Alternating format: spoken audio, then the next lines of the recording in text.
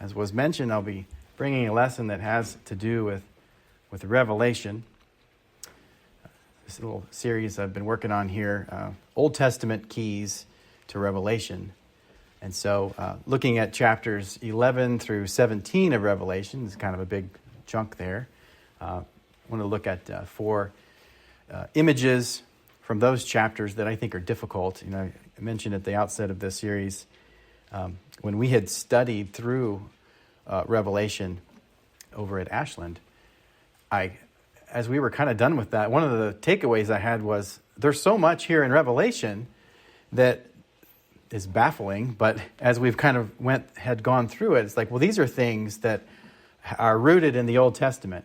And quite honestly, I was not as up on my Old Testament as I ought to have been. And so for perhaps a future study here in Revelation, this perhaps breaks some ground, we might say. If you're going to plow a field that's never been plowed, you kind of need to break the ground, and then you go through it in more detail. And so hopefully this will lead to such a study, whether that be a Bible class or maybe I'll increase in my study and feel confident to bring a series of lessons on Revelation itself, going through it. Not quite ready, but we'll go through this here. So, as I mentioned before, the book of Revelation has lots of connections, and you can even visualize that. And there's some particular connections to Isaiah and Daniel, Jeremiah and Psalms and Exodus that are very heavily alluded to. They're never really cited in the sense, and as was said in the Psalms, it never says that in Revelation. It just sort of mentions these things that clearly relate back to these Old Testament passages. So tonight, I want to look at just these four visions from these chapters. There's more that we could have taken, and some of these kind of blur together, but we'll take it for what it is here. So the two witnesses will be one of them, and then the dragon, and then there's actually two beasts, and they kind of blur together. The dragon and the beasts kind of blur together. And then this imagery of a harlot and what that represents in both the Old Testament and in Revelation. So looking first at this idea of the two witnesses, and it can be rendered either as witnesses or lampstands or olive trees, as these images tend to morph as they're discussed. So if we go to Zechariah chapter 4, we can find the Old Testament connection here to this idea that we'll see in Revelation as well. So in Zechariah chapter 4, verse 2, it says here, "And he said to me, 'What do you see?' I said, 'I see and behold a lampstand all of gold, with a bowl on the top of it, and 7 lamps on it, with 7 lips on each of the lamps that are on the top of it. And there are 2 olive trees by it, one on the right of the bowl, and the other on its left. And I said to the angel who talked with me, "What are these, my Lord?'" And this is one of those things, as I've been studying apocalyptic literature, you'll get this a lot. You're getting these weird visions, and the person seeing them will ask, "What is this?" And then usually an angel that's showing these things will then respond and answer. And so that's what we see here in Zechariah 4:5. "Then the angel who talked with me answered and said to me, 'Do you not know what these things are?' I said, 'No, my Lord.' Then he said to me, 'This is the word of the Lord to Zerubbabel, not by might nor by power, but by my Spirit, says the Lord of hosts.'" And so we see here this reference to Zerubbabel. And so in this context, it's this idea that one of these witnesses or trees or lamps relates to Zerubbabel. So when they came back from captivity, there was Zerubbabel, one of the leaders, reestablishing Jerusalem. And if we go on to verse 11, it says, "Then I said to him, 'What are these 2 olive trees on the right and the left of the lampstand?' And a second time I answered and said to him, 'What are these 2 branches of the olive trees, which are beside the 2 golden pipes, from which the golden oil is poured out?' He said to me, 'Do you not know what these are?' And I said, 'No, my Lord.' Then he said, 'These are the 2 anointed ones, who stand by the Lord of the whole earth. Now, in the context, it seems that these two, one would be Zerubbabel, that's hard to say. Zerubbabel, who was sort of that king or governor, leader figure, and then Jeshua, who is serving as the priest,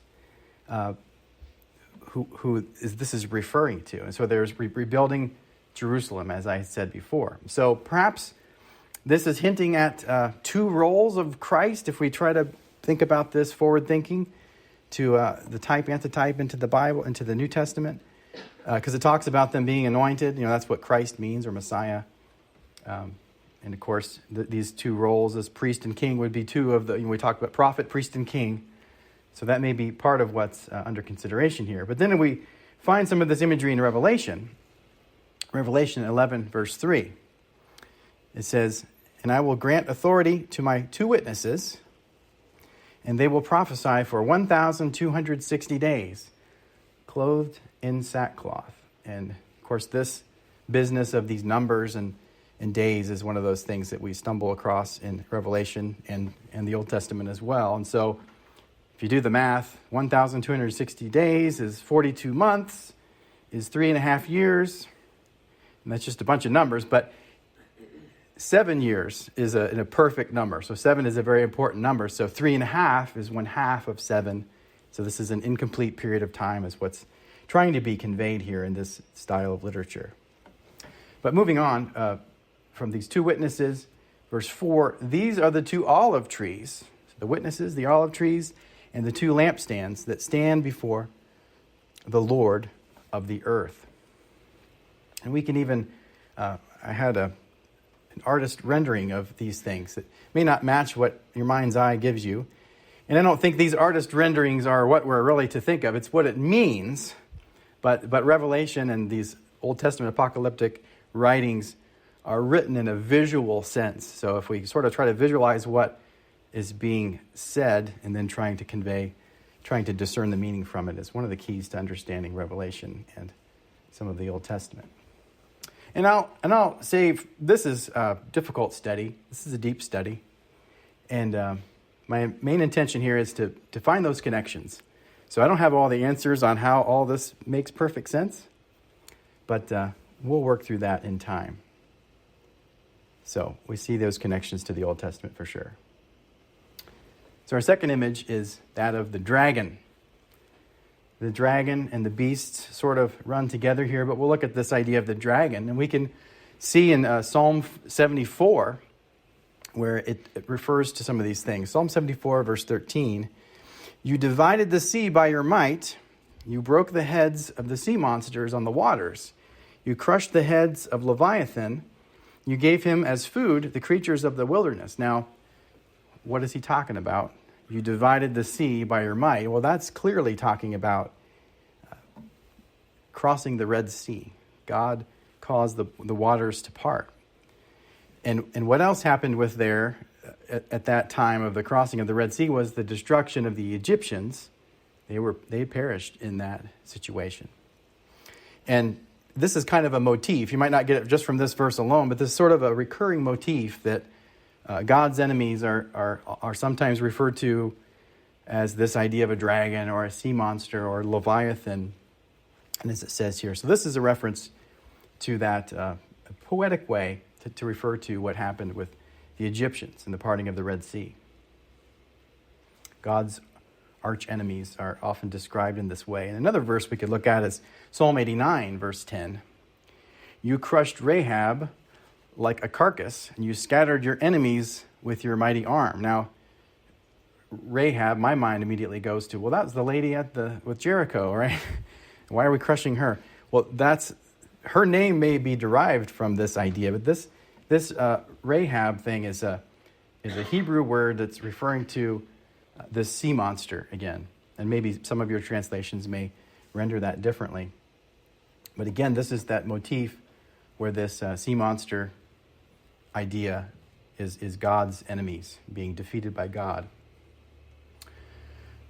But in Revelation chapter 12, verse 3, we see this reference to a red dragon. "And another sign appeared in heaven. Behold, a great red dragon with 7 heads and 10 horns on his heads, on his head 7 diadems.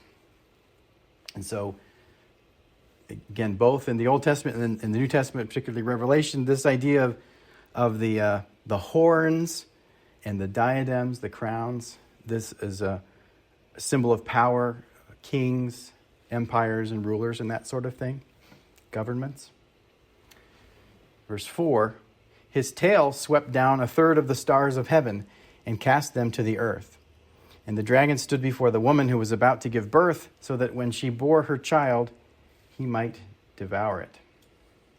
So we're thinking of cosmic conflict, and we have an image of that with this crazy dragon with all these heads and the woman there.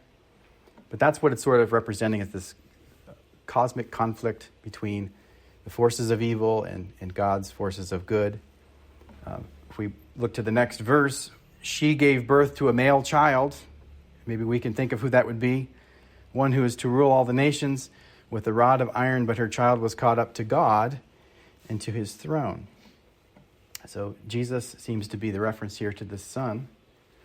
The woman, the most obvious thing would be Mary, but maybe more broadly Israel. Jesus came through the line of the people. And a lot of times these are broad brushstrokes that these images are given.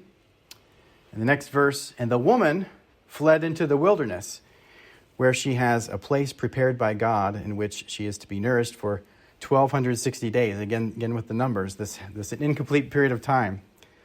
So again, that seems to be less likely we're thinking of Mary, but more of this idea of the persecuted Israel Christian saints who are allied with Christ, which is a lot of what Revelation is about, that the Christians are being persecuted for a time. So, we have the dragon connected from the Old Testament. Now also we have beasts. There's a couple different beasts we can think about. There's a sea beast and a land beast. So Daniel chapter 7 is where a lot of this imagery comes from. So it says here in Daniel 7, verse 1, in the first year of Belshazzar, king of Babylon, Daniel saw a dream and visions of his head as he lay in his bed. Then he wrote down the dream and told the sum of the matter.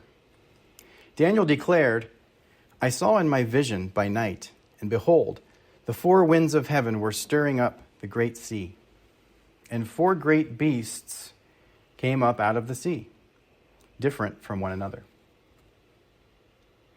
The first was like a lion and had eagle's wings. Then, as I looked, its wings were plucked off, and it was lifted up from the ground and made to stand on 2 feet like a man, and the mind of a man was given to it. And behold, another beast, a second one, like a bear. It was raised up on one side. It had 3 ribs in its mouth, between its teeth, and it was told, arise, devour much flesh. After this I looked, and behold, another, like a leopard, with 4 wings of a bird on its back. And the beast had 4 heads, and dominion was given to it. These are weird images. Verse 7, after this I saw in the night visions, and behold, a 4th beast, terrifying and dreadful and exceedingly strong. It had great iron teeth. It devoured and broke in pieces and stamped what was left with its feet. It was different from all the beasts that were before it, and it had 10 horns. And verse 8, I considered the horns. We talked about what the horns are, right? These rulers and powers. I considered the horns, and behold, there came up among them another horn, a little one, before which 3 of its first horns were plucked up by the roots. And behold, in this horn were eyes like the eyes of a man, and a mouth speaking great things. And perhaps you've studied some of this before, or the image with the great statue and the different elements, which is a similar image of these things, talking about the progressive empires leading ultimately to the Roman Empire, which is the time in which Christ came, and talking about how that was to come. So, of course, the time of Daniel, that was all future looking, that these things were going to come. And we see this prophecy all coming true as we look back through history. If we jump to verse 15, as for me, Daniel, my spirit within me was anxious, and the visions of my head alarmed me. I approached one of those who stood there and asked him the truth concerning all this. So he told me and made known to me the interpretation of the things. These 4 great beasts are 4 kings who shall arise out of the earth. But the saints of the Most High shall receive the kingdom and possess the kingdom forever, forever and ever. Then I desired to know the truth about the 4th beast, which was different from all the rest, exceedingly terrifying, with its teeth of iron and claws of bronze, and which devoured and broke in pieces and stamped what was left with its feet. And about the 10 horns that were on its head, and the other horn that came up, and before which 3 of them fell, the horn that had eyes and a mouth that spoke great things, and that seemed greater than its companions. So, within all of these things, we have those empires leading ultimately to the Roman Empire, the period in which Christians come. And we can see some of this imagery repeated. Of course, we see all those things fulfilled in history, but then we see John in the book of Revelation using some of these same motifs for his message.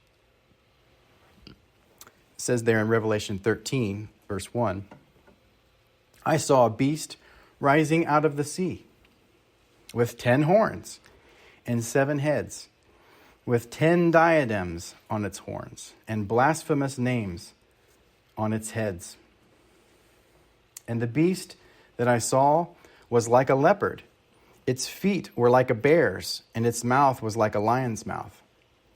And to it the dragon gave his power and his throne and great authority. One of its heads seemed to have a mortal wound, but its mortal wound was healed, and the whole earth marveled as they followed the beast. And I would suggest to you, again, trying to connect this to history with the first century here, John writing this revelation from Christ, he's talking about how Nero had died. Nero was one of the emperors, one of the Caesars. And as he died, that led to what they call the year of the 4 emperors. You could almost say the year of 5 emperors, because it was him and then these guys. It was around AD 69, and this was a civil war that developed after the end of Nero. And we had these 4 emperors in succession: Galba, Otho, Vitellius, and Vespasian. And of course, they all have their own histories and everything. I'm not going to get into all that, but that would have looked to the world, this great empire, like you think about the superpower of the United States is the superpower. If we had a president assassinated and then there's all kind of chaos, you don't know who's in charge, and you have 4 presidents in the course of just a few months, the world would begin to wonder, what's going on? Is that power falling? Is that collapsing? What's going on? And that was sort of the idea here. The Roman Empire was in charge of the whole world, much more so than the United States. And the people were looking at that and thinking, is that going to fall apart? But that's, part of what we're being told here is that those things didn't fall apart at that point. It looked like it had a mortal wound, but it was healed. We look at the land beast from chapter 13, verse 11. Then I saw another beast rising out of the earth. It had 2 horns like a lamb, and it spoke like a dragon. It exercises all the authority of the first beast in its presence, and makes the earth and its inhabitants worship the first beast, whose mortal wound was healed. It performs great signs, even making fire come down from heaven to earth in front of people. So, an image to portray these different things. We have the dragon that was already discussed, and then this sea beast with all of its heads, and this land beast, and this idea of people worshiping. One of the things going on was Caesar worship. That was one of the conflicts that Christians had. Certainly, Christians weren't going to be worshiping any of these idols, but there was a particular political pressure to worship and to burn incense for the Caesar temple, to show your loyalty to the country. And so that was one of the big conflicts that the Christians were facing at this time. So let's look at our image of this idea of a harlot. This is our final image this evening. The book of Hosea is kind of all about this image. Hosea was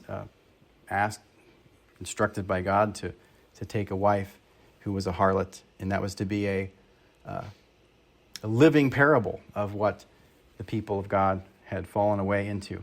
It says here in Hosea 1, verse 2, when the Lord first spoke through Hosea, the Lord said to Hosea, "Go, take yourself a wife of whoredom, and have children of whoredom, for the land commits great whoredom by forsaking the Lord." And so, of course, that whole book has him going through all the chaos that you would expect in such a relationship with that unfaithful wife and trying to bring her back, and then that all representing God and the people. The people had committed spiritual adultery against God as well. And so there's the sense in which even the people of God can be this harlot when they're rebelling against God. Isaiah 23, verse 17, at the end of 70 years, the Lord will visit Tyre, one of those arch enemies of the people of God, and she will return her wages and will prostitute herself with all the kingdoms of the world on the face of the earth. So we have Tyre being another sort, not necessarily the people of God, but when there's another enemy of God or God's people, she is portrayed as a harlot in these scriptures. Isaiah 1:21, how the faithful city has become a whore. She who was full of justice, righteousness lodged in her, but now murderers. Referring to Jerusalem and her apostasy and her injustice and all of the things that even she has become this prostitute or this harlot. So as we see in Revelation with this imagery, we can calibrate our thinking about what he's even talking about when we read here about this idea of a prostitute. Revelation 17, verse 1. Then one of the seven angels who had the seven bowls of wrath, which we didn't talk about here, but there's this great image of that as well. But one of these angels that had the seven bowls came and said to me, "Come, I will show you the judgment of the great prostitute who is seated on many waters." And I would suggest to you that that's referring to Rome. "With whom the kings of the earth have committed sexual immorality, and with the wine of whose sexual immorality the dwellers on earth have become drunk." So as Rome's influence throughout its empire, through the whole world, all the other countries and areas that the influence was going both ways, they're both participating in the immorality that Rome was propagating. Verse 3, "And he carried me away in the spirit into a wilderness, and I saw a woman sitting on a scarlet beast that was full of blasphemous names, and it had 7 heads and 10 horns." So we know these horns are referring to these governmental powers, this idea of Rome, I would suggest again to you. Verse 4, "The woman was arrayed in purple and scarlet, and adorned with gold and jewels and pearls, holding in her hand a golden cup full of abominations and the impurities of her sexual immorality.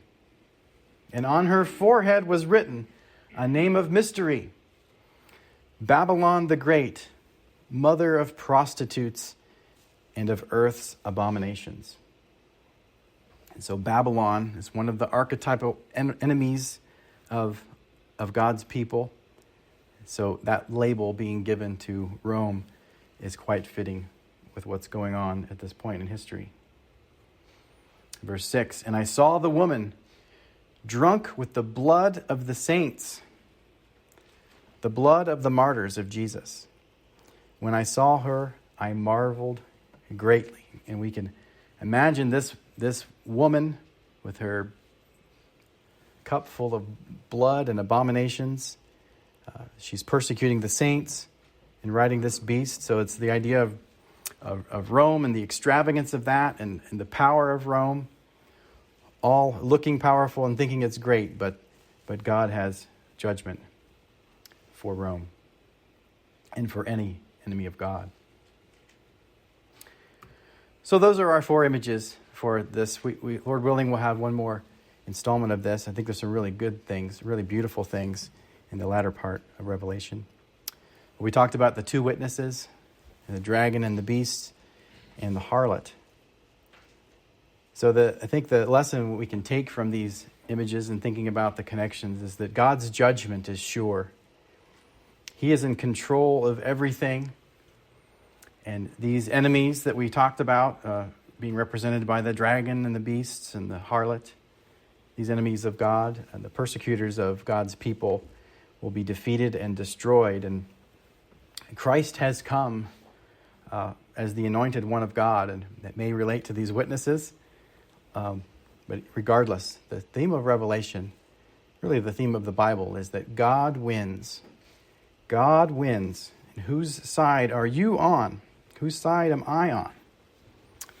And the lesson, or the song we have, there's a great day coming. That's where all this judgment ultimately will come, when Christ returns. So if there's anything we can do to help you, if anyone needs to be baptized into Christ, or maybe to repent of some things, or to have the prayers, we want to help you. We're going to sing this song. We invite you to come.